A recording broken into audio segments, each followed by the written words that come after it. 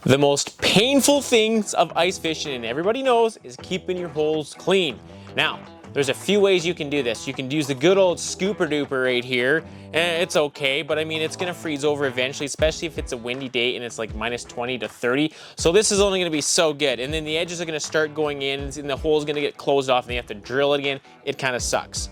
Another way you can do that works, now all these methods work. You can use EVA foam. You can slap it over the hole, but then you gotta cut a little hole in the foam and then slide your line through it. It's okay, if it gets really windy, if you don't pack the edges down with snow, it's gonna fly away too.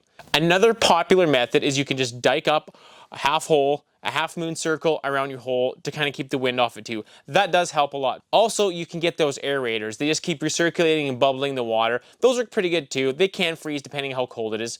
Now, here's another method. So if you are new to ice fishing, you're allowed 3 rods. I'm just joking, it's only 2 rods. Only I'm allowed 3 rods. Now, you're always gonna have a rod by itself somewhere else, usually within range. You gotta be close to it, you gotta be able to see it within 20 feet, give or take. Now, the bonus about this is you can have a jaw jacker set up, or you can have an auto jigger, or whatever you want, and you can set up a hole warmer, which is right here, and leave it all by itself. You don't have to babysit it or anything. So this is the meat and potatoes right here.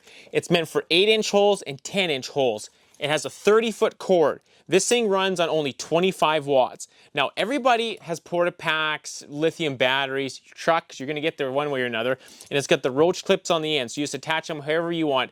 And even if you're like us, sometimes you're lazy, just attach to the truck, run out to the hole and watch from inside the truck because you're too lazy to watch, or too lazy some days to set up the tent. So there's multiple ways you can get power. 30 feet is more than enough. You shouldn't need much more cord than that because you gotta be within range and it has to be fairly close to you. Now, the best way to describe this is stick around. I'm gonna show you guys footage from last year at minus 30 running these, and the holes do not freeze. Basically, around the whole outside, about 1/8 of an inch, all the way around, it's gonna keep the hole open. So it's plenty of room to put your line down right beside it.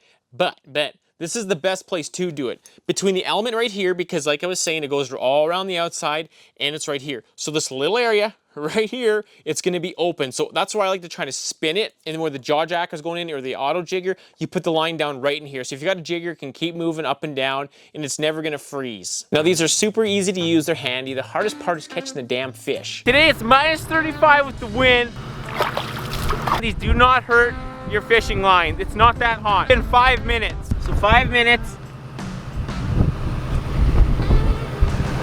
It's just starting to get crusty there. In 5 minutes, it's staying open a little bit around the outside, and a little less crusty here. Underneath it, it's gonna be completely open. In about 20 minutes, we'll check them again. So this one is obviously iced right over. It's pretty thick. Well, gotta bang it pretty hard. I don't know, it's about 1/8 of an inch of ice probably there. And then there's this one now. You can tell all around the outside, it's open. And that's where your fish line's gonna hang straight down. And even where it comes out here, the heat trace here. So it keeps it completely open, a little bit farther around the outside. So there are many options. This is another one. Good luck to you.